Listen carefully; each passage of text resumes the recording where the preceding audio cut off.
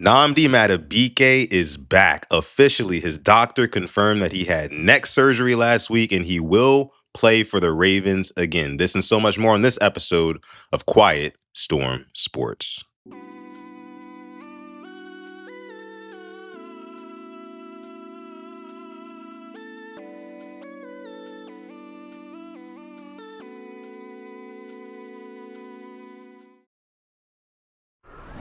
We are back, like I said, with another episode of Quiet Storm Sports. And today I'm joined by my guy, Ryan from the Flock Rundown. Shout out to you, Ryan. Big round of applause here. If you're in the live chat, let us know and say what's up to the Flock Rundown fam.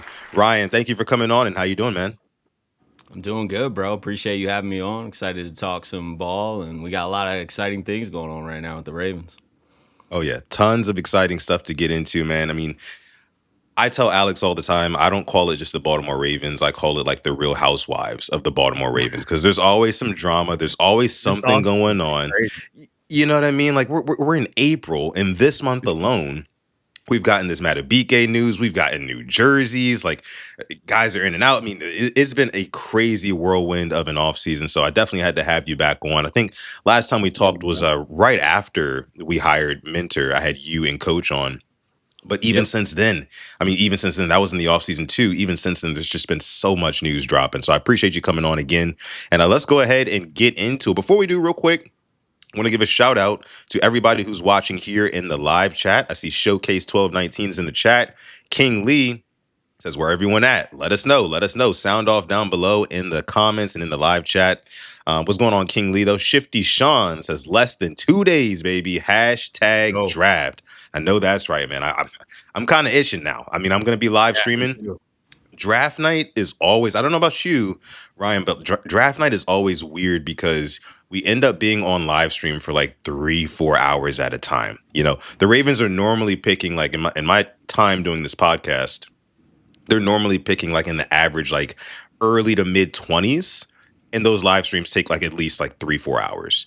This Yeah. year, they're picking at 14. And apparently, each team only has 8 minutes to select now, as opposed to 10 minutes in years before. That's a new thing this year that they're doing in Pittsburgh. So I'm thinking maybe like 2 hours into it, we'll get our pick number 14. At least I'm hoping because, man, those nights are super long. How do you do draft on your channel, by the way? Yeah, this would be the first year that I am live streaming it, and I'm doing that with Engraven. So this would be a Oh, little wow. different, Nice. year than normal. Usually, I just watch the draft and enjoy it, and then make a video and bunch of videos after, and kind of make a cool edit with whoever we got, talk about the pick, all that stuff, make a cool video, and just kind of recap all the picks, and then do draft grades at the end. That's been like my formula the last few years, but now I'm live streaming with Engraven on Thursday, and then on Friday with Jason from Huddle It Up Films. So I'll be live both nights with you, man. Nice, yeah, and it's funny you say that because I was just talking to Engraven last week. He was here on the channel, and he was saying that draft night's going to be busy, and I know it's going to be busy for all of us. And you also bring up Jason, who you're going to be live with on Friday. I think you said right. Yep. Thursday, we're actually going to be live with Jason. That's who we're doing it with Sick, on yeah. Thursday, and not Thursday, but Jason. And I don't know if you've ever met Alec before, but he's a good friend of Jason's. He knows a lot about the draft as well. So us four will be going on Thursday. It's going to be a lot of fun. I'm sure it's going to be a very long stream, but it will be worth it because, listen, Ryan, this draft, more so than like any other draft in recent history, and let me know if you agree on this, has the potential, at least this round one, to be absolute fireworks. I don't think it's going to be a snooze fest of a draft. I see a lot of teams trading up, trading back, and I think the Ravens could potentially be one of those teams. To open this discussion up, what do you think is most likely to happen in the first round as it pertains to the Ravens? Do you think that they'll go and select a certain player if he's there? Do you think that they might end up trading back? The Giants are above the Ravens in 2 spots now, so that kind of makes things a little bit different. What do you think is most likely to happen in round one? It's so hard to say, man. I'll just have fun and take a guess. I think most likely, if I had to put odds on it, we just stay and Yeah. pick at 14, Okay. and we pick best player available. That obviously depends on their board. You know what I mean? Like we don't know exactly what their board looks like, so our best player available might be different. But I think we Right. take the freak that is falling too far that shouldn't. Kind of like a Kyle Hamilton situation. Not that we need a safety, but I'm just saying that type Please. of situation where a guy who's supposed to go like top 7 is somehow sitting there at 14. That seems to be the guy that we'll take. And I just think there's a lot of opportunity. Like I mean, O-line's the priority. So if I had to like go out and say we need one position, it's that. But you could also grab someone else at 14 and still address O-line in second, third round and grab your starting center, grab a guard for competition in the second round. Like you don't necessarily have to go O-line at 14, but I would lean towards that being like my favorite spot for us to go just because I think it's the biggest hole on the team. So if I had to go highest odds, I just think we stay at 14 and we take like Vanga or Fano or whoever they like. Got it. Got it. And before we went live here, I told you, Ryan, that we were going to be doing an icebreaker question, Yeah. and I just want to let you know that that question I just asked you was not the icebreaker. All What I'm right. about to ask you now is the real icebreaker. So prepare yourself. And by the way, guys, like the video, subscribe to the channel as well if you are new. Again, we are joined today by Ryan from the Flock Rundown. Big shout out to him for coming on. Now, here's the question. And I want everybody in the chat to answer in response to this well. If you're part of the replay gang, throw it down below in the comments. Ryan, let's imagine that tomorrow the Ravens are going to play in the AFC Championship game against the Buffalo Bills, let's say. Would you rather, and who do you think would make the most impact between having a Vega Ione at right guard or Jordan Tyson at wideout? Which one would you want? If the Ravens, again, were playing in the AFC Championship game tomorrow, which one would you want on your squad, on this squad as it is currently constructed? And I want you to think about this one. Who would you take? That's a great question. There's benefits to both. I think adding a Jordan Tyson. I'm gonna talk this out before I give a direct answer. Yeah, for sure. Yeah. Adding a Jordan Tyson or a receiver of that caliber is juice that we don't have. So that's like an immediate addition that I don't think exactly is in that wide receiver room. So that's just like pure addition. Vanga is an upgrade at guard, but Emery could bring something to the table too. And then we only really need a center. Like we don't know. Emery could take a huge step there. Like we may be able to fill that. Who would be more important this year? The safe answer is Vanga, but I feel like Tyson can make more of an impact in that type of moment. If big if we stay healthy on the O-line to get to the AFC Championship and Emery takes a leap. But that's such a risk. I would lean safer and just go Vanga. I think that allows us to kind of do whatever we want if we can control the line of scrimmage. I think that we can establish the run game consistently. I think that Lamar is going to be Lamar and get weapons involved, although I'd like to add a weapon, though.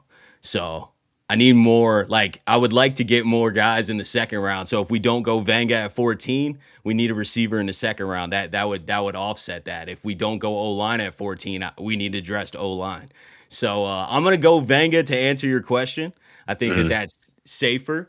But that doesn't undermine like what a star wide receiver addition would do to this team in the playoffs. I think that would be huge. Yeah, and you know what? I think I would have to disagree with you. As You go crazy as it Tyson. sounds, I would go Tyson. Again, I get it. I get it. with the context, you know what I mean? Like with the AFC Championship game, here's one thing.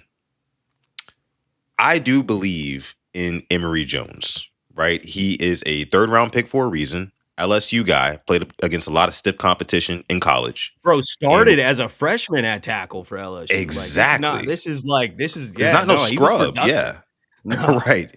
So I think that he's going to win that right guard job over Andrew Voorhees. And I think he's going to win Yeah. it going away. And the coaches will see very early on that, okay, this is our guy at right guard. And then at left guard, of course, we paid John Simpson, so he's going to hold down Yep. that spot.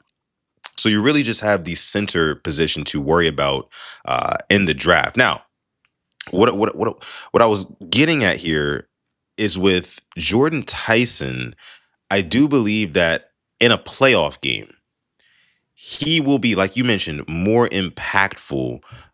Only because of we know how much of a big gamer Lamar Jackson is. Lamar Jackson would not just allow, even if the offensive line was having problems, he wouldn't allow Jordan Tyson to not have the opportunities to make plays, if that makes sense. You know, just how Lamar Jackson is naturally able to escape the pocket and things like that. Now, here's what I'll say to kind of juxtapose that, Ryan, is that I do think that if we were picking at 14 tomorrow and both of those guys are available, well, I don't have to say tomorrow. I can just say Thursday. It's 2 days from now. Yeah. If both of those guys are there at 14, I would pick Vega. Yeah. Okay. But if it was the AFC Championship game tomorrow and Emory Jones is starting at right guard, let's just say that, I'm going to pick Jordan Tyson. And I hope that you guys listening at home can kind of understand what I'm saying here and get why I'm choosing one over the other, because it's just the context involved of it. Like in the long term, of course, you want that run game to be solid. How do you do that? You have a solid right guard, or not a solid right guard, like a more than solid right guard. He's the best Emory guard in the could be that. draft. He Emory could, could be. I don't. which I don't makes know. me I agree think, with you that Venga's better, but like, could you get like really, really, really consistent, solid production out of Emory and like maximize his potential? Yes. yeah, And then our O line would be solid. It's just riskier, I think. But I totally get it, man. Like adding a weapon, I still think we have to add both, right? Like whether we do it, obviously you can only pick one guy at 14, but I would mm, love to add a receiver and lineman in the first 2 rounds because I don't love the receiving core long term at all. And I totally would love a addition this year, which helps long term and right now. yeah. And I think that the more that we're kind of like talking through it here, I think that the Ravens will end up going the route of wide receiver round one. If a Tyson's there, I think that they take him. And then there's going to be plenty of centers available in the second and third rounds, you know? So I think that they'll probably, and again, and this is all assuming that they like what they see right now, or they like what they know what they have with Emory Jones and John Simpson playing the guard positions, you know, and they really just think that they need a solid piece there at center. Now, the only thing about it, Ryan, before we shift gears here, is that center position is going to be even more important than it was before, even just what, 72 hours ago? And I Trade. want to Yeah. talk. Oh, exactly. I want to toss this to you. Dexter Lawrence is now in the AFC North. He is a Cincinnati Bengal, and whatever rookie center starts for the Ravens next year is going to have to go up against that menace. So I don't know if you know any guys specifically in the draft that you might be looking at center that you like, but what do you think? What did you think overall with Dexter Lawrence coming to the Cincinnati Bengals?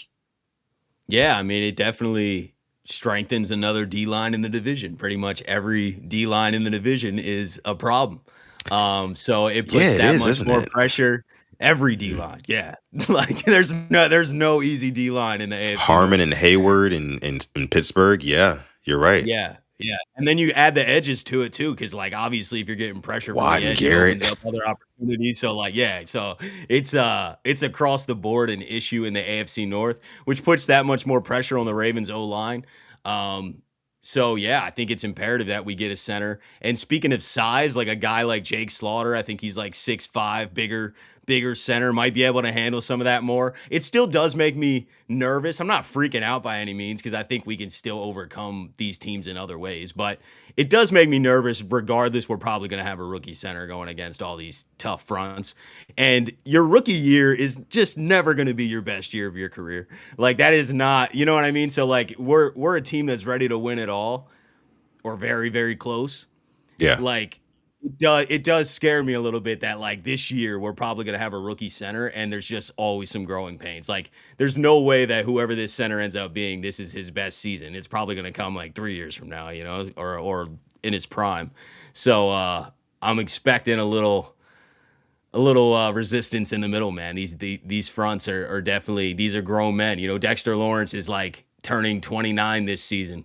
Right. Massive dude going against a young rookie, like he's gonna move him.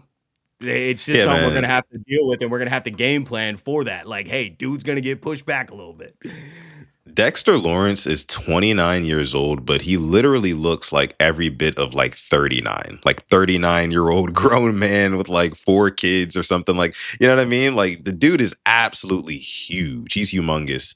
And like you mentioned, he's going to be a problem, a legitimate problem here in the AFC North. And we talk about these center spots, the center position that's going to see a lot of that difficulty going up against him. But we saw last year, if your guards aren't really the best, then like that's going to hurt the center even more. So I can only imagine like how much pressure that puts on, again, a John Simpson, Emory Jones, or whoever we get there in the draft.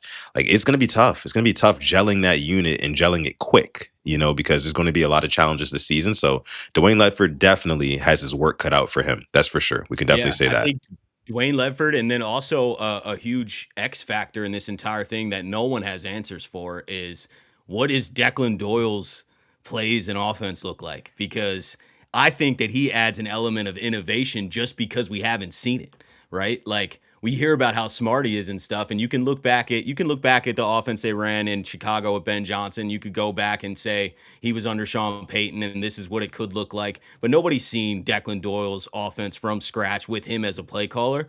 And there's an element of surprise and like lack of tape that the Ravens could have an edge, if they have smarter plays.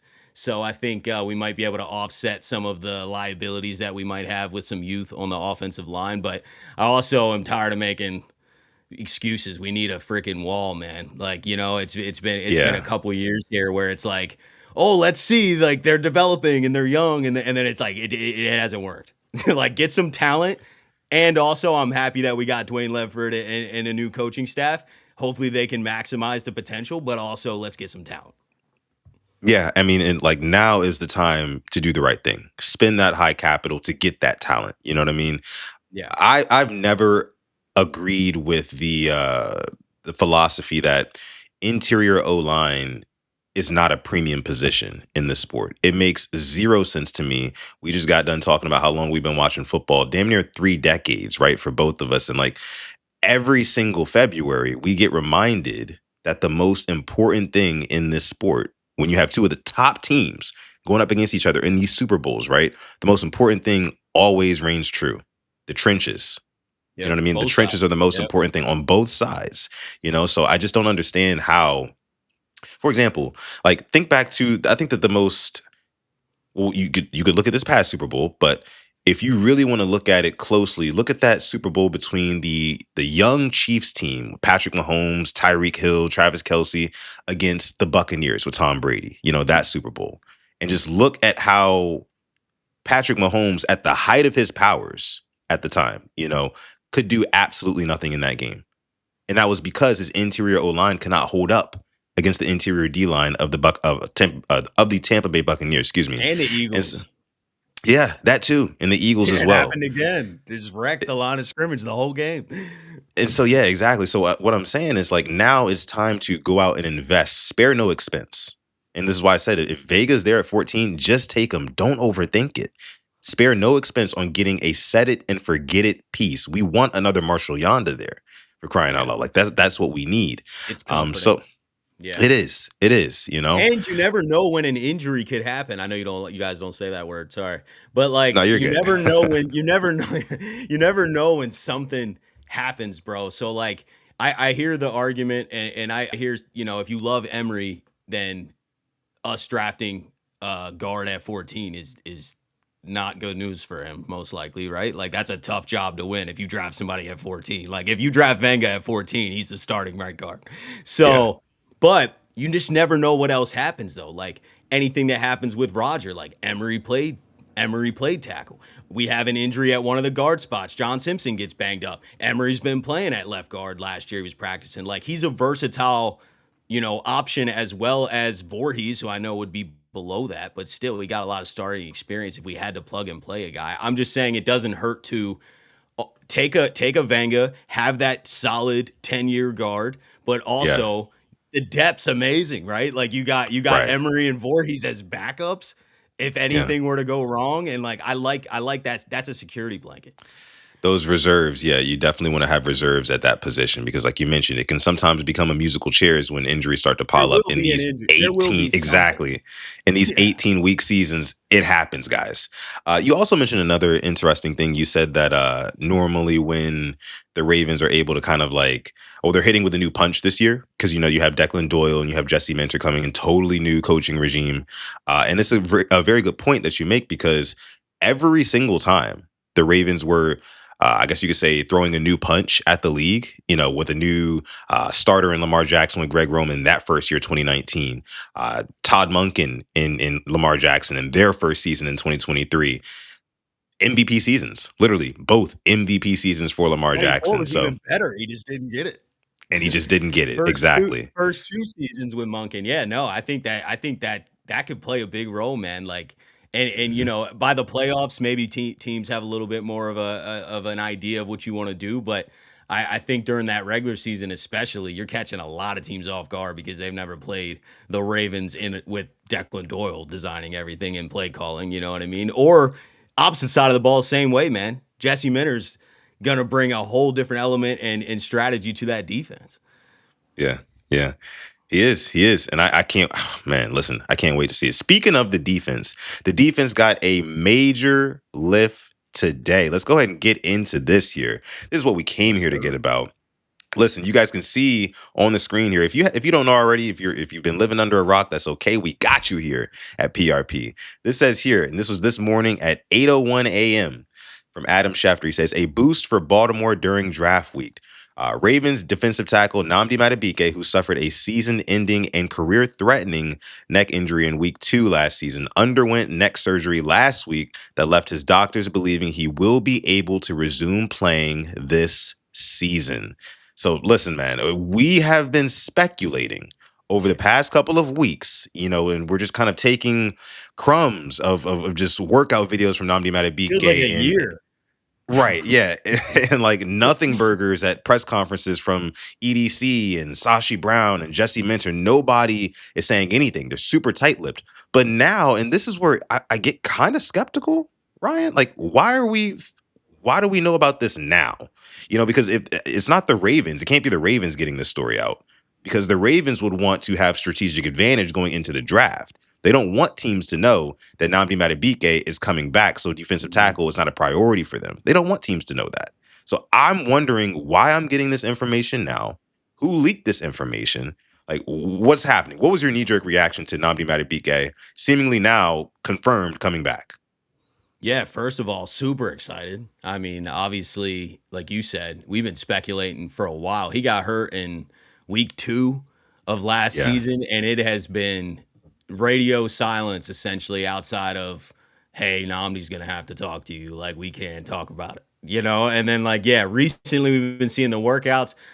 So I'm super excited that the doctors obviously felt comfortable enough to do this procedure and then also say that he's coming back. To answer your question about why it's coming out now, I guess because he just had surgery. I don't know who leaked it though, because I agree with you. The yeah, Ravens don't want this out. So I don't know how Schefter got it because he says per sources there. He doesn't even list who.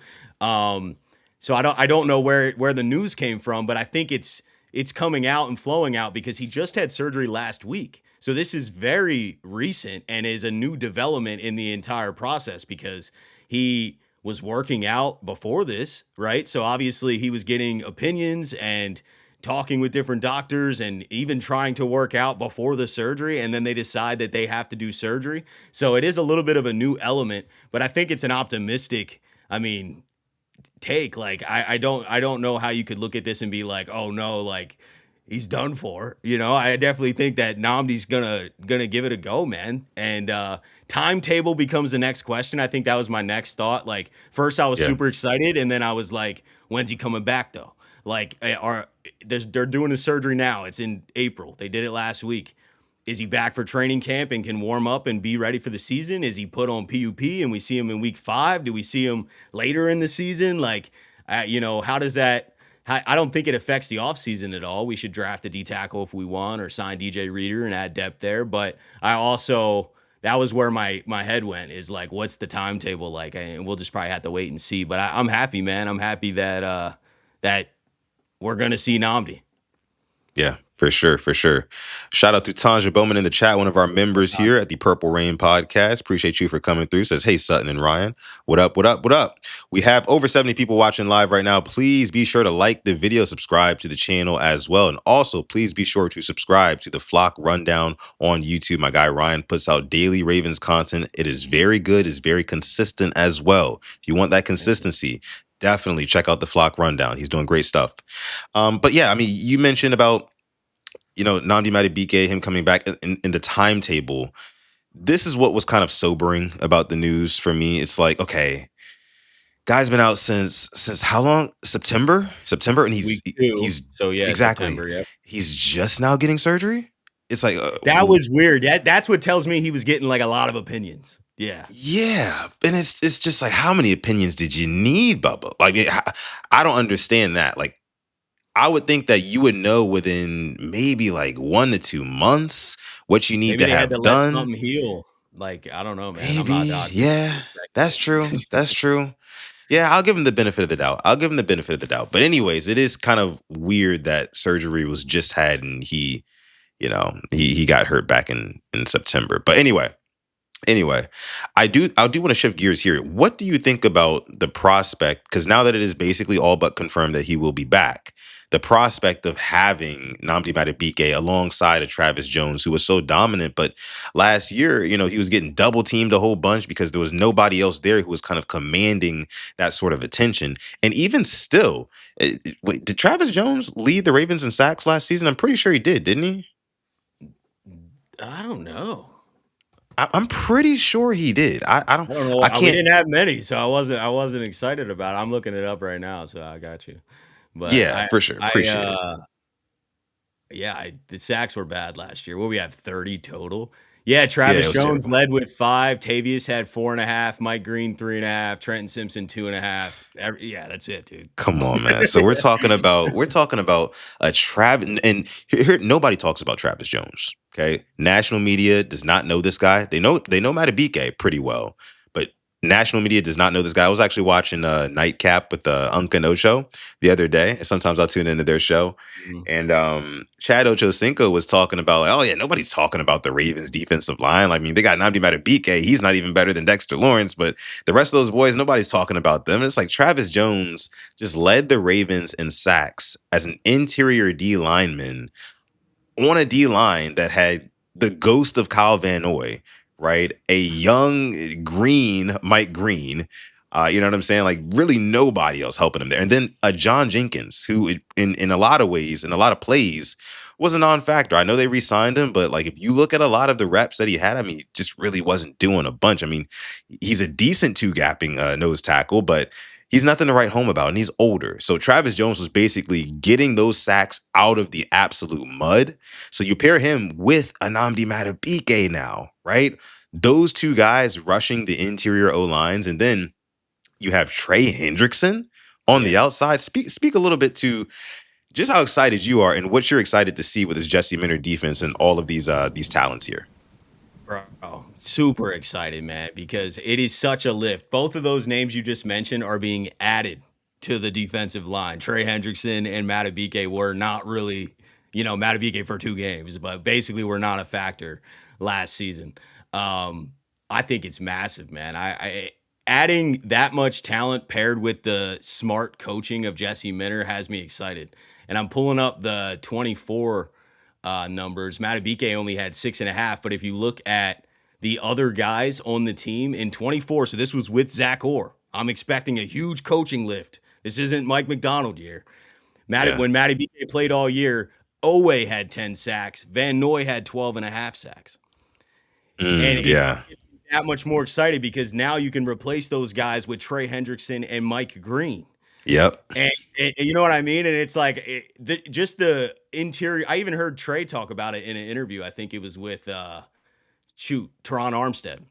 And he was talking about how he's excited to be a true rusher again, and that he's excited about all the interior pressure that we're going to get. And he's going to even get some easier matchups, So it all collectively goes together. When you have that strong of a front, everybody's benefiting. If the attention turns back to Madubuike, look at the freedom that Trey has or Mike Green has. And I don't think there's going to be much attention towards Mike Green because you have to deal with either the interior or you're going to have to double Trey, which leaves a lot of opportunities elsewhere. So I think all that talent added is massive already. But then Jesse Minter's mind just elevates everything, man, because his simulated pressures, it's some of the stuff that I just like haven't seen before, man. It wows you. I think it's the type of stuff that tricks opponents. You know, you can't really prepare for it because he's such a good in-game adjuster and knows what the opponent wants to do a lot, that he will counteract it with a certain blitz or pressure. And we're gonna see a little bit more of what we saw in 23 when we had the number one defense, but also adding Trey Hendrickson and Madubuike back to the mix, man. I'm thrilled about it. Yeah, absolutely. Same here, brother. Adam with the $1.99 super chat donation. Appreciate you, brother, for making it rain here on Quiet Storm Sports. Says Madubuike with Trey is going to be a nasty couple. He absolutely will. He absolutely will, man. I cannot wait to see the combo of those two. Listen, Ryan, can you imagine? Can you just imagine 3rd and long, right? You've got Nnamdi Madubuike lined up at that 3 tech, right? You've got Trey Hendrickson lined up outside at that 7 technique, right? You've got Travis Jones, you also know is a beast. And I'm just imagining I'm the quarterback in this situation. I'm playing out of the gun on 3rd and 8. I don't know. And like snap the ball, and you're just like, you have to look down. Like you have to bring your eyes down because that interior pressure is going to be right in your lap. But let's just rewind for a second. Before the ball is even snapped, and this is the beauty and magic of Jesse Minter, he will make the coverage and the defense look one way, but by the time you snap that football, the defense will have a totally different look and a totally different mission, seemingly, on your end from the quarterback's perspective. So, on top of, again, Trey Hendrickson, I know he's going to be on my ass. Nnamdi Madubuike, he's going to push my center or my guard right here into my lap. Mike Green, I'm not too worried about him, but you got to keep an eye out. He did have a butt ton of sacks in college, and he's still supposed to break out. Coach told me And he's that too back this in week. 15. And he's back in 15. We'll get to that in a second. Oh, And sorry. but all of those guys, no, you're good. But all of those guys, cool. But where's the one guy coach has been telling me about all week? I need to make sure I know exactly where he is on every single play. Where's Kyle Hamilton? All the Yeah. things you have to worry about. Everything you have to worry about. Imagine Kyle Hamilton is also showing blitz. You know that, like, it's just, there's just too many things, man. I cannot wait to see how Jesse Minter puts this all together. Again, in collaboration with Anthony Weaver, who I love the fact that he has his own defensive coordinator experience. I think that will bode very, very well for this defense, because there's going to be times where Jesse Minter, as the head coach, has to kind of allocate some of his extra man hours to the offense, just naturally, because he's the head coach. And so having an Anthony Weaver who he knows can hold it down over there with all those good players, that also gives me a lot of solace too. So overall, man, I think that this defense should get back to prominence and dominance in this league. I'm thinking like a top 3, top 5 defense. I don't want to talk my trash too early, but like, it's just everything adds up. I feel top it too. 5, top 5, right? Everything safe. adds That's up. safe to me. Yeah, for sure. The goal's for number sure. 1. The goal's 23 again. The triple crown. Led the league in sacks, turnovers, and points allowed. That's the goal. Yeah, definitely is. Listen, guys, don't forget to join the Rain Gang by liking and subscribing to the channel. Let me see here. We did have another super chat donation. This one's from Mad Rasta. Shout out to you, Mad Rasta. Let me go ahead and bring this up if I can find it. There we go. Says, I'm just confused. What's the excitement? The line overall still lacks talent on the interior. Nnamdi has a long road ahead. I mean, the excitement on the line, I think, is very, very warranted for reasons we just said, brother. I mean, Travis Jones is there. Nnamdi Madubuike, if he comes back and is even 80% of the Madubuike that he was of old, then that's still a damn good player, and then you have a proven edge rusher, third down guy, third and long guy. You want Trey Hendrickson getting after the quarterback. Mike Green, you said he's a bust. I saw Mad Ross say he's a bust earlier in the chat. I wasn't going to say anything, but I don't think Mike Green is a bust. I think that he just, it's too early. I think he needed to put on a little bit of weight, have an offseason. I think Jesse Minter is really going to help him out as well. So just wait and see on that one. But I think that there's good reason for excitement for the defensive line. What do you think, Ryan? You agree, right? Yeah, 100%. I was reading this and I was like, is he talking about the O-line? Then I feel you. But on the D line, nah, I'm excited, and we still got the draft and free agency to add depth. So like, I Yeah. totally hear the risk of Nnamdi's like recovery timeline. We have no idea. Like nobody can say they know he's going to be here week 1, ready to go, or be prime shape, or we have no idea. But there's plenty of time to add some quality depth. We've met with Reeder. Are we going to sign him after the draft? That's a question mark. We still have the entire draft to add some young defensive talent. Can Minter and the coaching staff and Weaver, especially because he's a D-line specialist, can they lift a guy like Peebles, get him in some better opportunity? Like I think Okoye, another project coming up, Yeah. like big guy. John Jenkins, like you said earlier, is like veteran depth there. I mean, I don't think that with Madubuike back, I don't think that that's like the weakest part of the team or anything by any means. Like, I'm not worried about it. I think that I agree that there's some reason to be excited about the D line. Interior O line, totally feel the concern. Yeah, 100% there. I mean, interior O line is something that they need to address early and often in this draft. We've been very adamant about that here on this channel, as I know a lot of Ravens fans have kind of shared that same sentiment. So hopefully they do. But like I said earlier, when we were having that conversation about the draft, Ryan, I don't think that they will. I think that they think that, they can get, and EDC even said this himself. He said that, hey, look, we know we can go out and we can get good offensive linemen later on in the draft because we've done it before. So Yeah, I wouldn't be I think that shocked. I wouldn't be I shocked if would we not went be to that shocked at later on. all. At But then all. if I you go think, receiver, it's not really a bad play though either though. Like, you know what I mean? Because as long as you yeah, address it at some point. If we didn't address the O line at all besides center, I'm gonna be a little uneasy until proven otherwise, and I pray I'm proven otherwise. But I'm just saying I would be a little uneasy if I was like, oh shoot, Emery's like the guy, not much competition besides Voorhees. It's risky. Could work out though. yeah. I would definitely be a little bit skeptical. Just a little bit. Not a whole bunch, but a little bit, right? But I do have faith in Emory Jones. Let's go ahead and move here now. Let me go ahead and bring this up on screen. This was just really quick. You alluded to it earlier. Mike Green got his college number back. He's back in that 15 now. And I love it. I think it's fire. I thought that 45 was a little bit like, I don't know. It's just not an edge rusher, a good edge rushing number for me. But 15 looks clean on him, man. I expect big things out of Mike Green in his second year, man. I think that he needed a little bit of time, like I mentioned before, to kind of get his NFL body, because I get it, like 17 and a half sacks in his last year of college is 17 and a half sacks, but brother, that's in the Sun Belt Conference. You know what I mean? Like a lot of those tackles that you were going up against were probably aren't playing football today. So I think he needed a year to get under his belt. And again, like I always say on this channel, with everybody, all of the resources that are going to be thrown towards stopping the likes of Trey Hendrickson and Madubuike on the inside, Mike Green is going to have just like the pick of the litter, just one-on-one matchups. Am I right? So I'm excited about Yeah. Mike Green, man. If I had to say, like, if you were a betting man, Ryan, if you were a betting man, and I told you over or under 6.5 sacks for Mike Green this season, what would you take? I'm going slightly over. I think you can get like 8.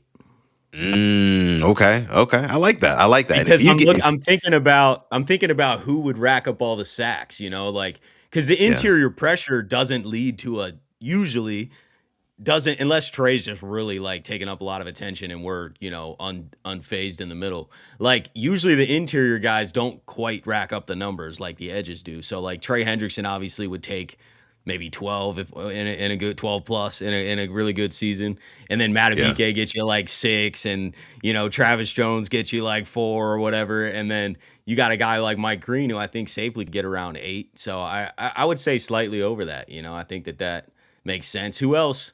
Who else? Tavius might get a couple. yeah. Um, yeah, I think I Madubuike, if Madubuike returns back to form, didn't he get like 12.5 sacks one season or something like probably that? in 23. Yeah, so in 24 Yeah, he had 6.5. yeah, But the Mike McDonald year, he probably I'm checking right now too. But yeah, I'm sure I think he did. He did have double digits. yeah. I want to say it was 12 and a 13. half. 13 and a half? 13 Okay. in Or 23. 13. That was the Mike Gotcha. McDonald year. He had 13. Yeah. That was like the Yeah, breakout year. Then we signed him to a contract, and then obviously didn't have him last year. But yeah, excited he's back yeah. now. For sure. Now let's take a look at this. So you see the guys, they're doing these voluntary mini camps. You see right there, number 8, Lamar Jackson is coming out there. Some people even said, like, with a pep in his step, man, he looks ready. He looks excited. He looks rejuvenated. I think he's happy, just like a lot of the other people. I don't want to get into that whole Zay Flowers, John Harbaugh thing. I think they're just happy for a new, fresh start. But I want to go here, though. I want to ask you, what have been your thoughts on the media frequently coming after Lamar Jackson for what he is showing up for, what he isn't showing up for, like the contract he hasn't signed yet? What do you think you can really like attribute some of that? Like, I don't understand like why our quarterback is always in the news the way he is. What do you have to say about that? Because it gets engagement, I think. I think that a lot of the national media outlets, they're not personally tied to any of these teams. They just talk about it for maximum engagement. Views equal money. And Yeah. I think that's the strategy there, but also stems back to old takes that people just seem to stand on. Like Yeah. it's like people get defensive about it. I wish more people were open-minded and absorb new information. Like Lamar gets better. I know last year was obviously an injury-filled year and the whole team had a down year, but Lamar has elevated his game pretty much every single year of his career. And, especially the first couple years of Todd Monken's offense, we saw a massive jump through the air. Not that he couldn't always do that, but we saw it on the field. 24 was Lamar's greatest year, in my opinion. He didn't win MVP, but he should have. 41 touchdowns, 4 picks. Like, it's crazy, bro. So Insane. yeah, I just think that it's engagement and it's also like not wanting to go back on something you might have said before, which I think people should do though. I think you're a better man and people respect you more if you actually absorb new information as it comes in and watch the game and be like, wow, actually my take last year was completely wrong. Let me just address that and move on about how I feel now. But instead people just like dying on a hill and hating. And also Lamar doesn't have the same type of like media team that I feel like can just fire back and like dead all these articles and put leak things to Schefter and try to get narrative spun. Like you don't see a lot of that counteracting it. It's more like Ravens fans counteracting it. So Yeah. I think some other people that have agents and like bigger things or teams can spin stories back a little bit, and then you might not hear as much. But there's definitely way too many. I don't even watch them anymore because it's just annoying, and I feel like they don't know much. Like I feel like it's vague takes that are surface level takes. It's like talking to a friend that like isn't tapped into the Ravens and he likes some other team and he just has some like off the wall comment about it. That's how I feel about these national media shows. I'm like, dude, you're not tapped in.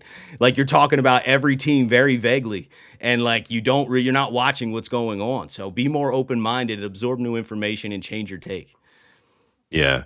And a part of that, you can't even blame those big wigs in the national media because they are paid to literally cover all 32 teams, like you said. And like, you can't do the deepest of dives on every single team and know exactly what is going on in every single franchise. So it's like, I get it from that angle. But I also see what you're saying. Like, yeah, I mean, if you get new information presented to you, you should be able to have the integrity to change that take, and just kind of stand on what's right, But like we mentioned before, like you mentioned at the very top of your statement, it's for the content, man. It's for the clicks, and it's like conflict is great for content. You know that, I know that. Like it's just what it is, right? And I I know hate that they that. know that they can make more money, but that's just I hate it too. It seems so like disingenuous, like, but that's what people want to see. I don't know why. I've never understood it, but The news that's what operates people the want to same see. way. It's not just Yeah, sports. It's like it's psychology. It's like the yeah, negativity of news and fear and something that gets an emotional reaction out of you just performs better. And then if you're only looking at stats, you're like, "Oh, I'm doing great. My channel's blowing up." But like, you hmm know what I mean? But like in the comments, it's a war zone because you said some off the wall stuff. And like, I think they're just looking at the numbers and they don't really care about the integrity part, which sucks. yeah, yeah. I mean, it's it's like asking. McDonald's to stop using the ingredients that keeps their food so like plentiful and cheap. You know what I mean? It's like, no, we're gonna keep doing this. Like, I know it's not necessarily good for you guys, but like we're gonna keep doing it because it works, right? And it makes us money. So no, I totally get that, man. It's very interesting though. The point that you made before about Lamar and like the lack of, maybe he doesn't have the biggest media team, maybe he doesn't have the same type of media team and people working with him as say maybe like a, I don't know, like a Dak Prescott or somebody like that. Maybe he doesn't have the same sort of squad that can kind of spin back narratives, in your words. I never thought about it that way, because you're right. Like a lot of the Ravens fans are the ones who just go to bat for him whenever national media are coming after him in any sort of way, shape, or form. Hell, I've even seen the Ravens flock come after me for even saying things about Lamar Jackson that weren't, I guess, in high favor of him all the time. So Yeah. the Ravens flock is very, very sensitive, and I love that about them. But uh, the national media definitely does have some, how do I say, like they've Bias. got some. Yeah, they've got some bias. They've got a really, really bad bias against Lamar Jackson because, again, it drives the numbers. But And then when he wins a Super yeah, Bowl, how are we gonna move the goalposts? again, yes, I agree with that too, because I was going to mention that to you as well. Like that's what they love to do. They've been moving the goalpost since day one. It's like, oh, are you going to try out at wide receiver when he was at the draft? And he's like, no, I'm a quarterback. Okay, he's a quarterback now. He's in the league. He plays for the Ravens. Got to sit behind Joe Flacco. Not better than Joe Flacco. Never will be better than Joe Flacco. Starts over Joe Flacco, right? After Joe goes down, he never comes back. Lamar's great for the Ravens all of a sudden. Oh, well, now he's a running quarterback. He's not going to be able to last in this league because running quarterbacks don't last in this league. He lasts in the league. Oh, he'll never be a better thrower. He becomes a better thrower, to your point, back in like 22, 23. Now it's just like the only thing that they really have left. And you can tell that they're clinging on the straws because they mention things like, oh, well, he's not showing up to voluntary OTAs. Oh, he hasn't played ball with the Ravens on the contract situation. They want to mention all of these things, but they know that it should have been like a full stop a while ago. Like, listen, this guy is one of the best to ever do it. He deserves more of the respect, way more respect than he gets from the national media. So I cannot, me personally, man, that's why, you know, I am one of the Ravens fans. Like we mentioned before we went live, we're both fans of this team, right? I do have the emotional connection tied to this team just because of how long I've been watching them. So like I need to see this guy win a Super Bowl to really like end all the narratives. Yeah, Hell, and I it was probably fighting for won't end it though, but I don't care. It'll it end probably some of it. won't. It'll end some of it. The next question will be like, can he become the greatest ever? Whatever. I don't know. But like And I think I don't know what they're gonna say. They can't it's good. I can't even think of it because it's stupid. But I'm just once we saying, get like, there, once we get to that point where they're like, "Whoa, well, he won a championship. Can he be the greatest ever?" Then I can rest. Like I'll be yeah, good yeah, with yeah, that. yeah, I'll be like, "All right, cool. Yeah, you're talking about yeah. if he's the goat. I'm fine with that." Yeah, that'll forever. Yeah, like I mean, that's tough to get. Like you're gonna Yeah, have to win way more than one. But for like, sure, for sure. I mean, no, he needs one. I think it's like fair to occasionally bring up some flaws but also put it in context with what's going on with the team. Nobody on the national media ever mentions our offensive line.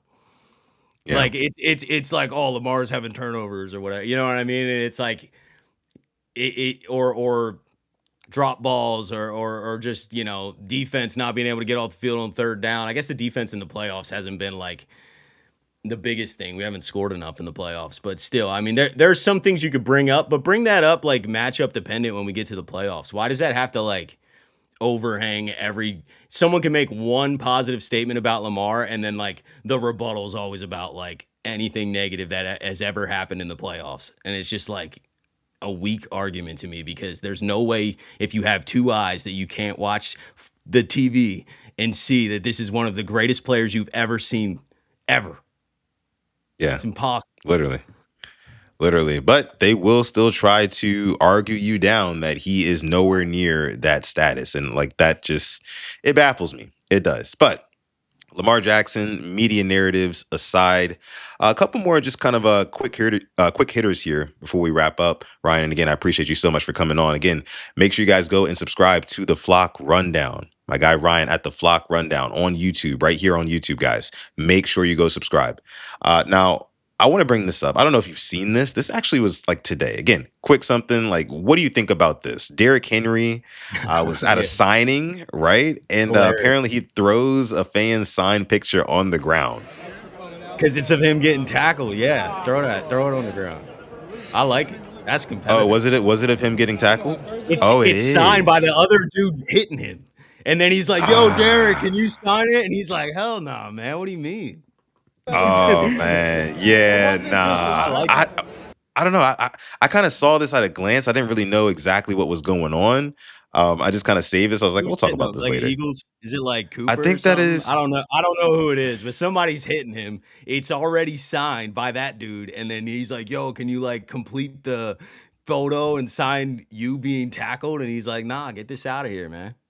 yeah. Nah, yeah, I didn't know that at first, but now that I know that, it's like, yeah, bro, because at the end of the day, like you could call Derrick Henry an asshole for knocking his picture off the table, but this dude knew what he was doing. He It's knew what not a he was good doing. photo yeah, like, it's like, Exactly. that's Like, a what are we photo talking where you're about? getting hit on the ground. It's like, dude, that's not a good look. You don't really want me to sign that. Like, you know what I mean? Like you said, that's kind of a getting a rise out of him a little bit. Maybe he was just there and was like, "Oh, this would be sick if I had both signatures on there." But still, I think it's awesome that Derrick Henry. That's just like being like for your team and being a competitor. You know, like just standing on with your team, being like, "Nah, you're not gonna disrespect me." And he picked it up too. He picked it up afterwards. So it's like, like he just wanted to kind of let him know, like, come on, bro, we're not doing that. I'll give you your picture Yeah, back here, but like, come on, I'm not signing that. You know what this is, man. I But like no, it. like again, people, yeah, me too. People know what they're doing. Like it's like going up to. This is kind of like more of an extreme case. Like it's like going up to a boxer who got brutally knocked out in a fight, and somebody caught the snapshot image, right? Yeah. And they got the signature of the guy who knocked you out, but they want your signature, the guy who Yeah. got knocked out. And No. it's like, bro, I'm not signing that. Like, come on now, it's the same thing, same thing. Yeah. But No. yeah, Yeah, 100%. I love it. yeah, Keep that same here, energy. same here. Keep that same energy, man. Yeah, but I don't think there was anything else from today, Ryan. Was there anything? Oh, I have one more thing. I have one more thing Yeah. for you. One more thing. Let me see. Let me see. Bring this back up over here. What up, coach? We got Coach in here. Yeah, on the more sip to tally. Oh, what's going on, Coach? Appreciate you for coming through. I popped in on you guys' podcast earlier when you were on Deep Cover. Let's see. What was I looking for? Oh yeah. I want to ask you about these uniforms, right? Yeah. Oh Here yeah. we go. Which one? Let me mute this. Which one would you say is your absolute favorite that you have to have first? I don't know if you already have one yet, but which one would you say is your favorite? So I ordered they don't have the black stitched on the site. So I want the black. I want the black, but they don't have the fuse on there yet. So I ordered the purple fuse and it's coming in like June. So I did order one, but it's made to order, I guess, or they're on back order or something. But I want the black one, but they don't have the stitched one yet. So I would have had to get the replica and I'm gonna just hold off. So I'm gonna get the black. Um, but I love them all, man. I think in order I'm going like black. The road jerseys are more exciting to me now because I think that got like the biggest change. You know, saying Baltimore across the front, having the purple numbers. Yeah. Um, that's sick. So it makes me want to go get a white jersey, even though like I never used to get white jerseys. I feel like I kind of want one of those just because it's so different. The Mhm. purple's similar, but just the collar. So yeah, number one, I'm going with the black. I think it's sick, man. I want to see what the stitch looks like with that iridescent accent around it too. Because I saw some of the replicas and they look cool, but I want to see what like it actually looks like. You know what I mean? So what about you? What's your favorite? I think my favorite combination is going to be the all white jerseys with the purple Mhm. helmet, the purple rising Yeah, helmet. That yeah. one is absolutely insane. It's not in this lineup right here, but if I you know what you're watch talking the about. the reveal trailer, Kyle Purple Hamilton pants had it or white on. pants? White Yeah, pants. so all I want white, purple rising all helmet. white, Yeah. purple rising helmet. Bro, That would be changing the absolutely logo sick. on the purple rising helmet was a sneaky move that I just didn't even think of, but it's Genius. like that is so much better now. Yeah. Yeah, I love it. I love it. I honestly, low-key wish that they had on the Darkness Falls helmets. I wish they had the side logo, right, with like the one red eye. You know what I mean, with the side facing Ravens logo. I Oh, would have yeah. liked that a little bit better, but I still do like that Darkness Falls. I mean, I saw somebody say that they weren't a fan of how the Darkness Falls helmet is like a matte black finish, I love and it. like it almost kind of makes it look like a grayish in certain lighting, and then the jersey is just like jet black. It's like it's actually black. So it's kind of like a two tone a little bit. It kind of looks like in a way, but I honestly kind of liked it. I honestly Yeah, kind of it's liked it. different. It's different, and, Yeah, like, we're not gonna be able to rock that very often. That is a special occasion moment, that all black, maybe once a yeah, year, right? Because like, well, I know we have a lot of different combos, but, like, how many times are we wearing the black helmet with all black? Probably 1 game, 1 home game a year in prime yeah, time.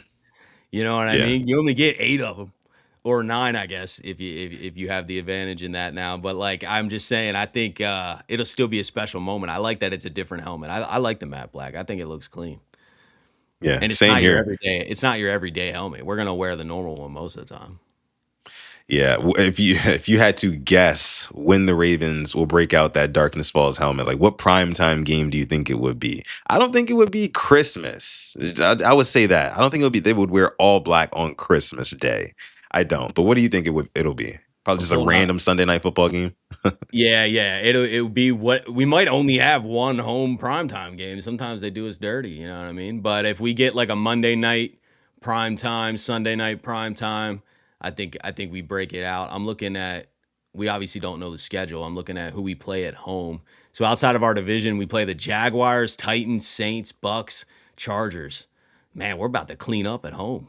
My goodness, let's go. Yeah, they gave I us a like this. pretty I like these favorable moments. schedule. Yeah. Which one of those would be prime time though? Chargers maybe, or Probably like Chargers with Steelers or Jesse Minter. Bengals. Jesse Yeah, Minter, that story and everything. I think Chargers will Chargers be makes prime sense. All time. right, I'm gonna go Chargers. Sunday night in Baltimore. I don't know when we're playing the Chargers, but like Ooh. I'll just say that's when we break the blacks out. Like you said, Minter came over. Chargers got a couple of our guys, Keaton Mitchell. Uh, Mm. who else went over there? Bunch of guys in the portal. Ah, man. But yeah, Keaton yeah. Mitchell, man. That's gonna hurt. I didn't even think about that. Like Keaton Mitchell, if he breaks off like a big run against us, man, I know it's gonna feel great for him, but it's gonna really hit me in my kidneys, man. I'm already knowing. I gotta mentally prepare myself for that. Definitely gonna miss that guy. Definitely gonna miss him. Yeah, Brazil Kwame game. says here Can in the we chat, wear? Brazil game. We're the road team, but Dallas wears white at home, so maybe. Yeah. I mean, I can honestly see us wearing the all purple, like purple rising in Brazil.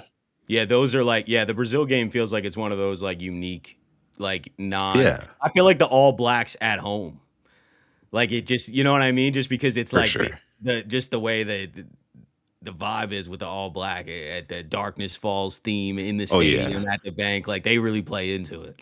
Lasers going Yeah. everywhere, like It it's has crazy. to be at home. Like it would be a crime for Yeah, the come Ravens on. their first time playing. Yeah, to be playing that in like Buffalo or like I don't know, like anywhere, like other than Baltimore, like on a prime time game, like you have to have it there. The fans are owed that. So they'll definitely do that one at home. But and like Stretch says in the chat, Darkness Falls is strictly for the bank, for sure, for sure. But no man, yeah, it'll probably just be a random like Sunday night football, Monday night football matchup, something like that. But it's gonna be sick either way. I cannot wait. I know. I told Alex, I was like, I really want to buy these helmets sold separately. Like, Mm, I need those. Like, I would love it for my setup in here. I feel like yeah. that would be super cool. I think Alex said they were going like the actual helmets are going for like 500, but they Shoo. sell. Yeah, I know that's what I said too. But they sell like some I'd smaller have to ones, write like it more like off. replica ones, for Yeah. sure. You know what I mean? For sure, for sure.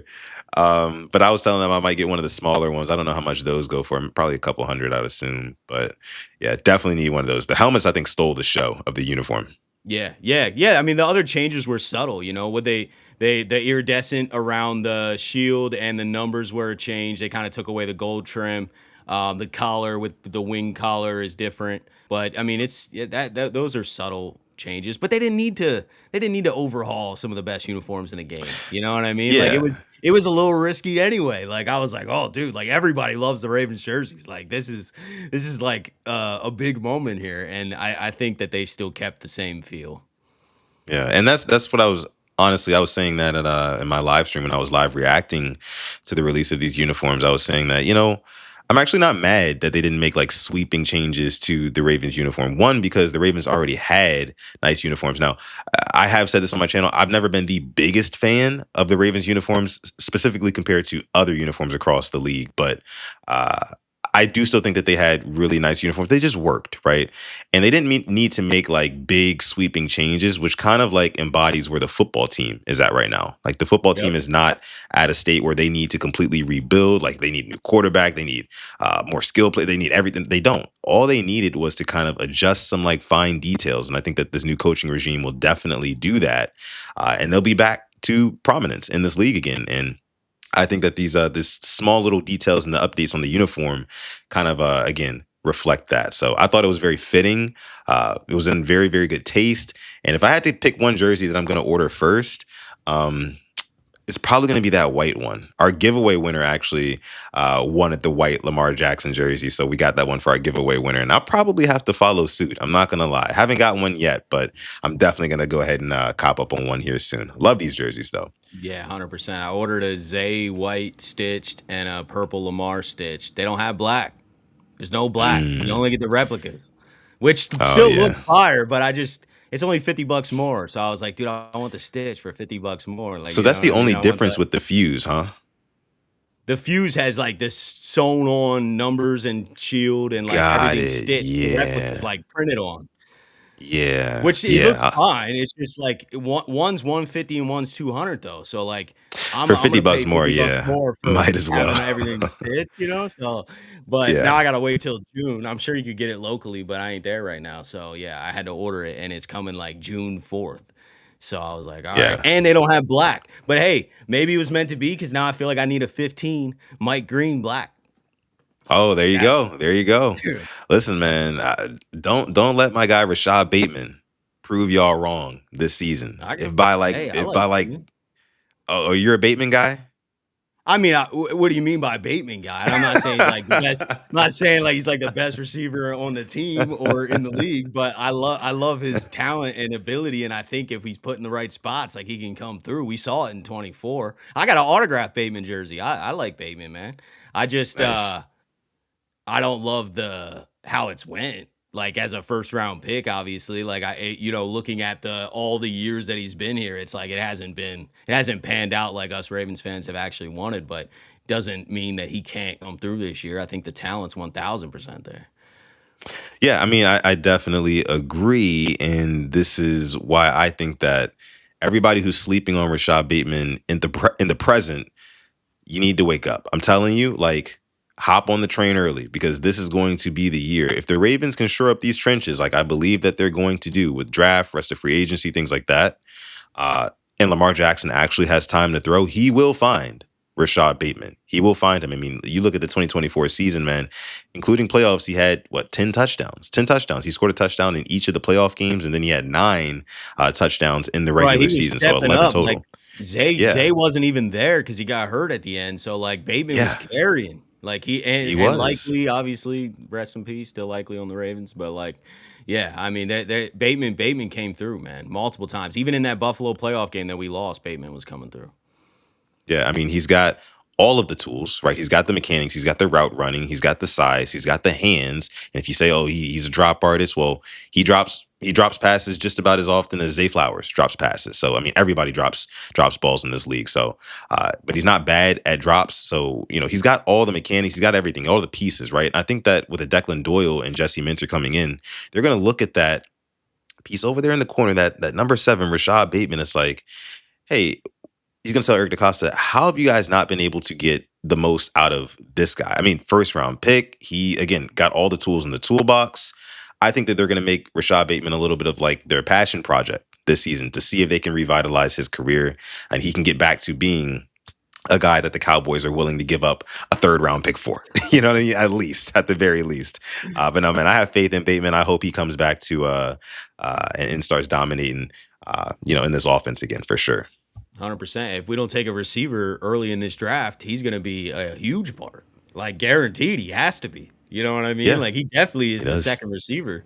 So I mean, we got Tez, we got LeJontay Wester, but I don't looking at that receiver room right now. I don't see a way we don't add something there. Yeah, and in same. the first like 3 rounds. You know what I mean? Just like some kind of juice there because it's a little thin. We lost Tylen. We didn't re-sign D-Hop. Guess you could always add a veteran later, but who's even really out there? I kind of think we should draft one at 14 or in the second round. There's a lot of receivers in this draft. Hey, we signed Xavier Guillory, Oh so yeah, I know, but there's that. that's not moving the needle for me right now. I You know know. what I mean? Fun fact. Xavier Guillory is actually my neighbor's cousin, which is Oh, funny. fine. But Hey, yeah, man, I hope he's he balls out. I hope he's a superstar. I'm rooting for the yeah, Ravens. same. I'm just saying, like, if I'm a betting man, I think we need to add more to the room. Oh, for sure. No, definitely, most definitely. And I think they will again in the draft with the first three selections. I guess let's end it here with the draft being on Thursday, Ryan. I mean, rounds 1, 2, and 3. Was it pick 14, pick 45, and then I want to say 80, I want to Mhm. say in that order. The first three positions, what do you think they should be? Uh, round ones. Gosh, I need to see how the board falls because if a guy like Bain or somebody falls, we need to take that. But if I'm just going normal standard board, I'm going round 1, wide receiver, guard in round 2, center round 3. Ah, okay. Okay. So we've gotten around to wide receiver being picked in round 1. Well, We've kind of gone from it scares me because we've never hit outside of maybe Torrey Smith, and that's going back some time. We've never hit on a wide receiver outside the first round, and we really have never really hit on a wide receiver besides Zay. But like, I'm just saying, what later round receiver has had a lot of production? I love Tez. I think Tez has a lot of potential, but Tez had six catches. Like I'm talking about like who have we drafted in round 3, 4, 5, 6 that has really like panned out and been a staple? You know what I mean? So it scares me to not draft a receiver early. I think we could draft a receiver in the second round. There's a lot of guys, but drafting one in like the 4th or 5th, I'm in my mind, I'm like, this is like our 4th or 5th receiver on the depth chart. Then like this is not a guy that's and until proven otherwise, it just seems to be that's the way it goes. We haven't developed a later round wide receiver very well. So I want one early. If we're taking one, take one early. I also feel like though, like, because a lot of people say that, Ryan, and I feel like that is a very, I guess you could say, kind of lazy way of looking at it in this sense. Like, when is it time for us, meaning the Ravens, to hit on their third or fourth round Jim and like a Puka Nakua or one of these other guys who have been drafted in later rounds in recent years? Like, I think that with the influence, right, of Jesse Minter, Declan Doyle, you have a whole new kind of there's no lack of brains in the building. And I think with the new brains in the building, they should be the ones kind of picking the ingredients for their cabinet, if that makes sense. And more so than EDC and the scouts that he has. They should have more say in this because it is ultimately going to be the team that they are running. And personally, I feel like Jesse Minter and Declan Doyle, if they put their heads together, they can go out and they can hit potentially on a third round receiver or a second round receiver or something like that. I think it's time to stop kind of holding on to the idea that, oh, just throwing our hands up, hey, we can't draft wide receivers, so let's just not even try. You know what I mean? Like, no, we can still draft wide receivers, develop these guys, and damn it, make sure we have a guy who blossoms into something great, who everybody wants to trade for. You know, why not us? Is basically what I'm saying.